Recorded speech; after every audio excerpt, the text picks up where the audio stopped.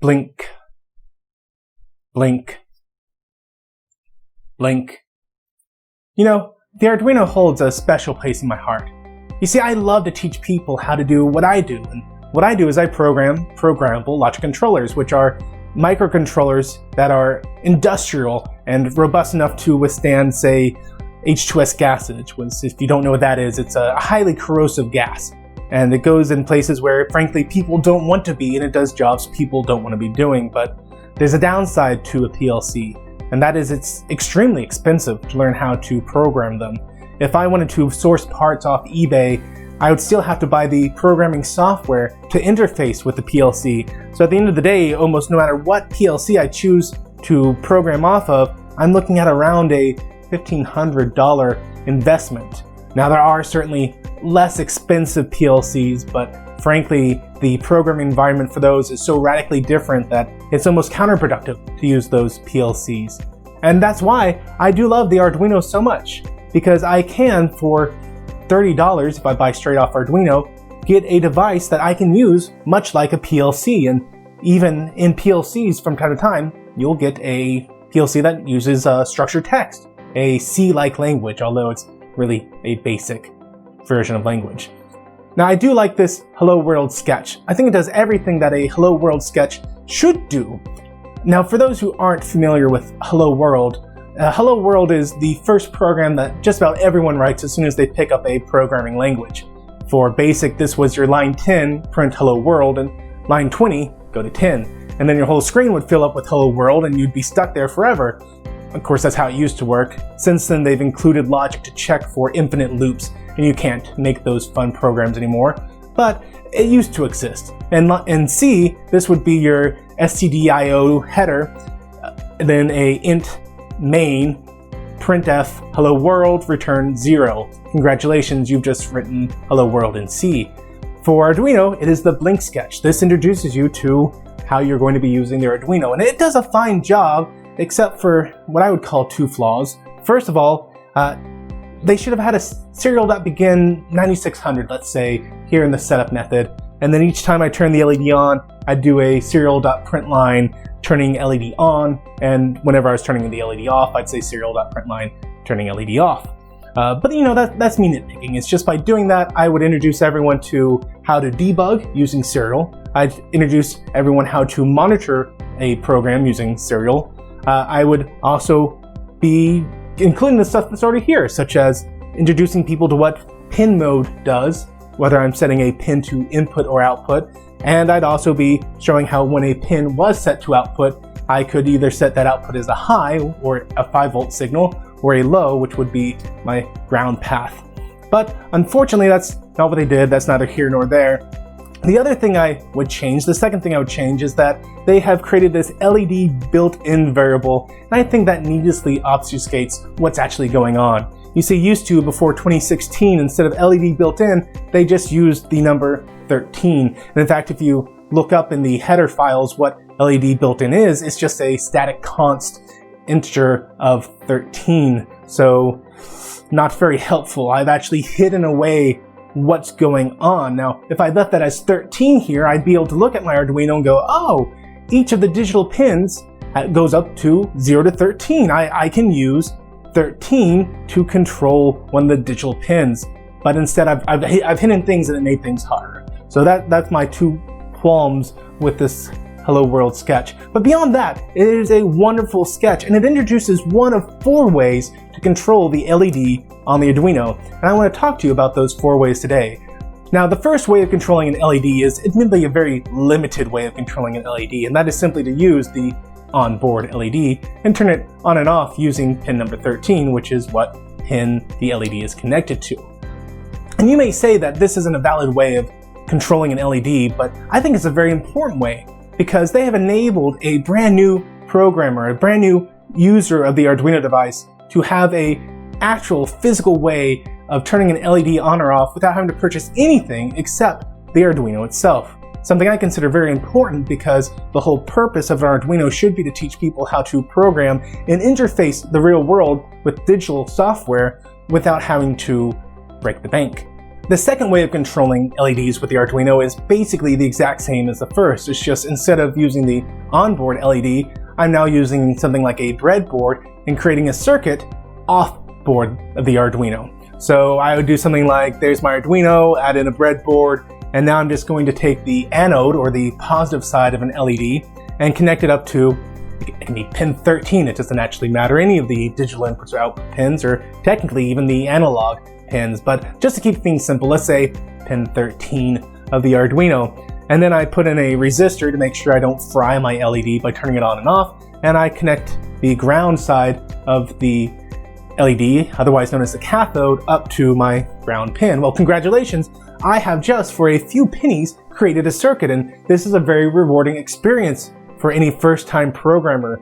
My son, who's only 6, I walked through this example with him, and he was just thrilled to bits that he was able to turn an LED on and off just by having these 3 simple components: the Arduino, a breadboard, LED, resistor. Okay, 4 components, excuse me. And I can expand this out. So instead of just using pin 13, I can actually use all 13 digital inputs and output pins, and I can even use the analog input and output pins. I can steal them to be digital. The Arduino doesn't mind that. It actually provides for you to do that, but there's a problem with doing it this way. Even though now I have all of my I/O pins on with LEDs attached to them, I can now only control LEDs. And yes, there's 19 of them, but what if I want to control more than 19 LEDs? Well, I could do something ridiculous like getting the Arduino 2560. That would certainly give me 69 LEDs that I can control, because it has 53 digital inputs and outputs and another 16 analog. But again, I'm hitting a wall of LEDs that I can control, and more importantly, I've run out of current. The Arduino Uno, it can only control at most 200 milliamps worth of current going through the chip across all pins. So practically this means that I can only control 10 LEDs at any one time, assuming that each LED is only using 20 milliamps of power. So there's got to be a better way of controlling these LEDs. Well, I could certainly make use of the fact that our eyes aren't super impressive things. I mean, they can see an amazing range of colors, provided you're only considering the visible spectrum. They do a great job of focusing on far away and close up, but what they don't do is they don't have a high refresh rate. So we can actually trick our eyes into thinking all of these 19 LEDs were on at the same time by simply turning on and off the LEDs at a rate faster than our eyes can refresh at. So anything faster than around 60 Hertz, and it will look like all these LEDs are lit up at the same time, which is wonderful. Now I can only use 20 milliamps at any given time and simply trick my eyes into thinking all 19 LED pins are on. But this is where the problem actually kicks in. When I want to use more than 19 pins, or if I want to use any of the other things that the Arduino offers. For example, by using all 19 LEDs, now I have no way of using the serial communication. I have no way of using the I2C communication. I have no way of using SPI communication. I can't do any one-wire communication. I can't do any analog input or outputs. I've lost my ability to do everything with the Arduino except turn it on and off LEDs, which if I want to do that, I might as well buy a outside IC, my additional IC to put on my board. But the goal is to only use the Arduino. So at this point, there are 2 ways that I can control LEDs, many LEDs, using just the Arduino itself. And this brings us to way number 3 to turn LEDs on and off, and that is by using something called multiplexing. You see, the wonderful thing about an LED is that it is a light-emitting diode, which, as you probably are aware, a diode only allows electricity to flow one direction. It doesn't allow electricity to go the opposite way, or upstream, if you will. Now, obviously, a caveat to that, every diode does have what they call down its breaking voltage, and that is where so much voltage is applied going the wrong way that the diode breaks and you get problems. But for all practices and purposes, keeping things simple here, the diode only allows electricity to flow one way through it. So what I can do is I can make sure that I arrange my LEDs such that I'm going from a common voltage source to several ground sources. So let's say I take a single pin, and this is going to be my output pin, and I attach 3 unique LEDs to that output pin, and then I have 3 input pins, or technically they're still output pins. It's just I'm going to be setting them low so I can have it come to ground. So at that point, let's say I have LED 1 and it goes from pin 1 and its ground is connected to pin 2. By setting both of these pins to output mode and setting pin 1 to high and pin 2 to low, even though I have two other LEDs attached to this single output pin, I've only turned on the very first LED. Hey, Editor Matt here. I just need to jump in and make one quick clarification. While it is true that by setting these two pins into output mode and setting D1 to high and D2 to low, I'm able to turn on just LED 1, I neglected to mention that there is a third state called a high impedance state. That's when instead of setting the pin into output, I set it to an input mode. I'm going to cover this at this time mark that you're seeing on the screen right now, so I'm not going to delve into it too much right here, but I did need to make this clarification because if you just go off of what I said, it may have all your LEDs turning on at one time and really confusing you. So again, when I set it to output high, I'll have the box red. When I set it to output low, the box will be green. And when I set it to an input, the high impedance state, I will set that box to a dark gray color. So sorry, just need to make that one quick clarification and on with the video. This is the essence of multiplexing. It is to take a common output and control which LED is turned on and off through which ground I select. And I can actually expand this out. So right now I'm using 4 pins to control only 3 LEDs. Well, this seems like a step backwards, and it certainly would be if I were using 4 pins to control 3 LEDs. But let's go ahead and expand this out. We're adding a second row of output voltages. So now I have 3 LEDs attached to pin 1, I'll have 3 LEDs attached to pin 2, and then each of the 3 LEDs will come down to 3 more pins, pin 3, 4, and 5. So now if I turn on pin 1, output high, to pin 3, output low, I've turned on LED 1. But you'll notice that even though LED 4 is directly below LED 1, and its ground is also connected to pin 3, it doesn't turn on. And that is quite simply because it has no voltage going across its anode, or the positive side of the LED. And I can expand this out to be any number of pins that I want to. It's just I have to make sure that each and every pin is arranged like a table, a two-dimensional table, where by choosing a specific X coordinate, that is the positive voltage going out, and a specific Y coordinate, that is the ground path coming back, I can turn on a single LED at a time and only that one LED. And then again, I can do things like increase the refresh rate of the LED, so even though I have many LEDs, I'm only turning them one on at a time, and there you go. It looks like they're all turned on, even though in reality there's one. Now, the nice thing about this design is that all I have to do is worry about the resistor at the output side. As long as I make sure that this resistor is currenting the limit at 20 milliamps, every single LED in that row will have its correct resistance applied to it, assuming that LED needs 20 milliamps. And now the question becomes, what can I do with this? What is the most number of LEDs using just the Arduino that I can control with this? Well, let's go ahead and limit ourselves a little bit. Let's say that we don't want to take away serial capabilities, we don't want to take away the I2C bus, and we don't want to take away the SPI bus. Now, fortunately, the I2C bus uses 2 of the analog pins, so that's not going to affect us. We're going to leave those alone, because we also want to leave the analog inputs and outputs alone for doing fun things with that. And the SPI is going to take 4 pins, the serial communication will take an additional 2 pins, so out of our 13 original pins for digital inputs and outputs, take away 6, so we're left with 7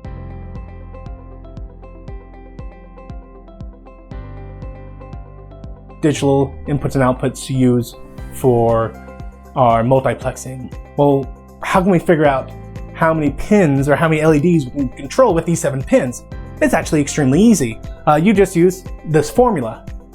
Ooh, no, not that formula. This formula is, frankly, the most unhelpful formula I have ever seen while I was researching this problem. I mean, look at this.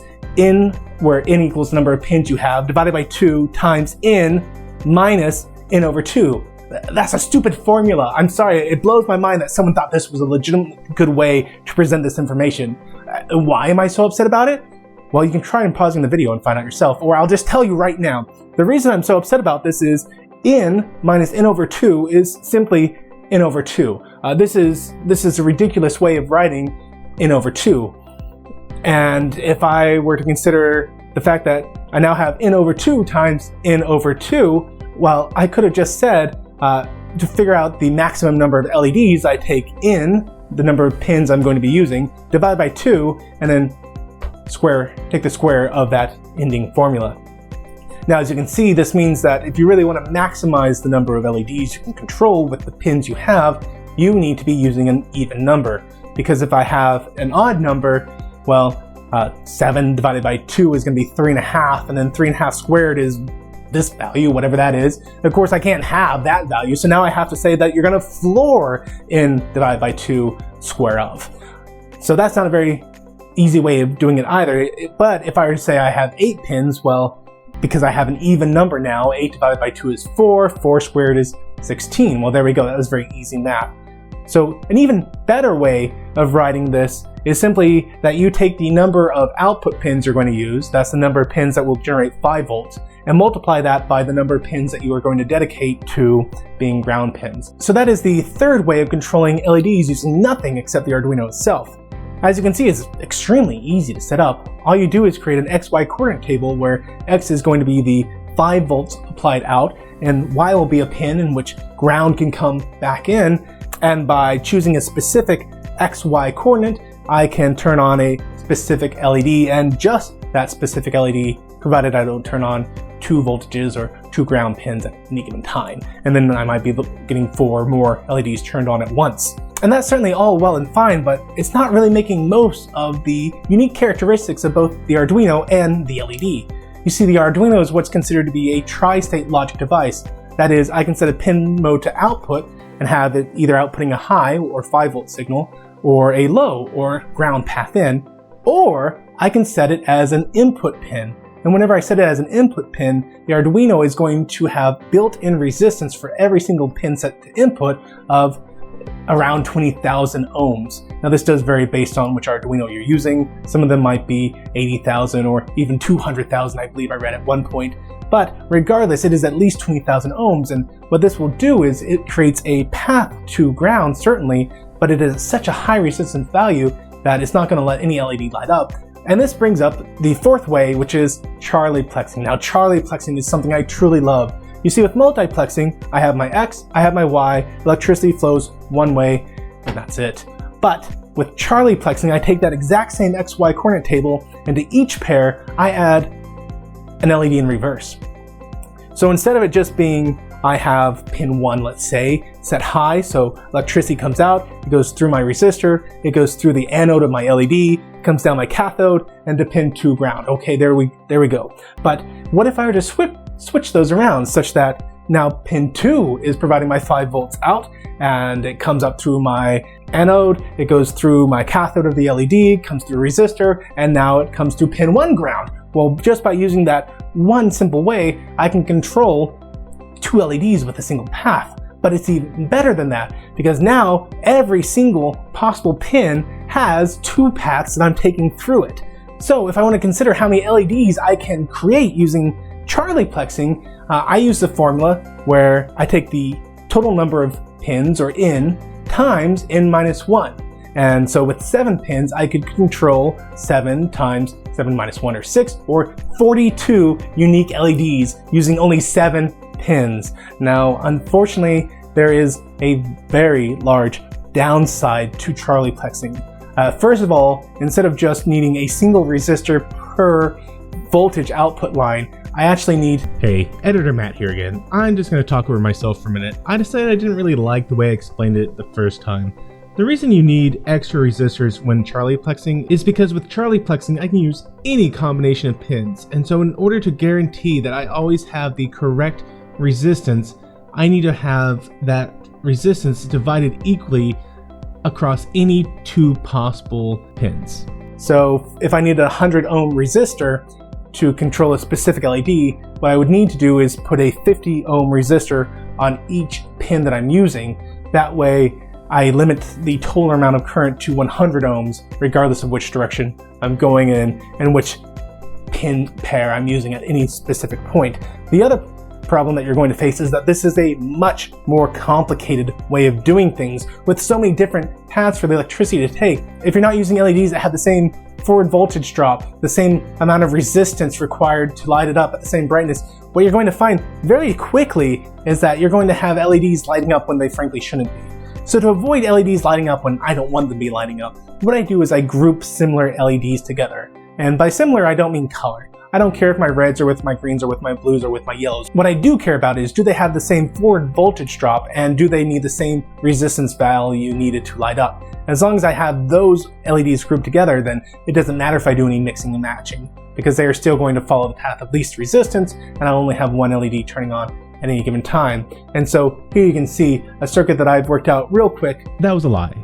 This circuit did not work out real quick. It took me, in fact, a very long time to get this circuit worked out, precisely because of one of the issues facing Charlieplexing. It can take a long time to diagnose any error that goes on with Charlieplexing. In the end, it turned out that my first blue LED was bad, and it was allowing voltage to go both ways, and it was just causing everything to go wrong.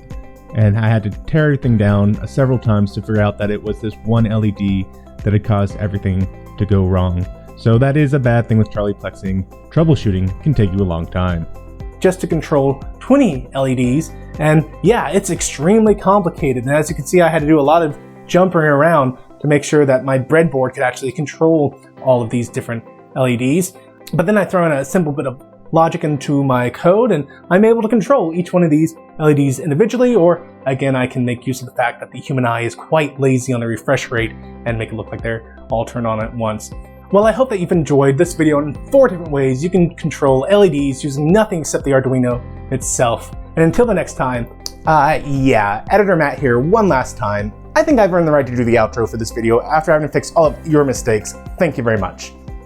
Guys, I hope you enjoyed watching this video because I had so much fun making it. I want to give a big shout out to my Patreon supporters. If it weren't for your generosity, I'd have a hard time getting the parts to do this video, or my retro console repairs, or my Let's Plays, or even the virtual pub. Guys, I'm floored by your generosity, and I'm truly thankful. And if you like this video and you're wondering how I actually controlled the Arduino to light up all these LEDs, I provided a link in the description below to my sketches so that you can see exactly what I did and how you can do multiplexing and Charlieplexing and even direct pin control all by yourself. And until the next time, may the Lord bless you and keep you. May he cause his face to shine upon you and be gracious to you. May the Lord lift up his countenance upon you and give you peace. Amen. Thanks for watching this video. If you enjoyed it, please be sure to hit that like button and share it with your friends. If you haven't subscribed yet, I hope you will. And be sure to hit that bell icon to be notified of all the updates I do on this channel. If you want to support the work I'm doing here, then I hope you'll consider becoming one of my Patreons, where you'll get early access to all kinds of videos.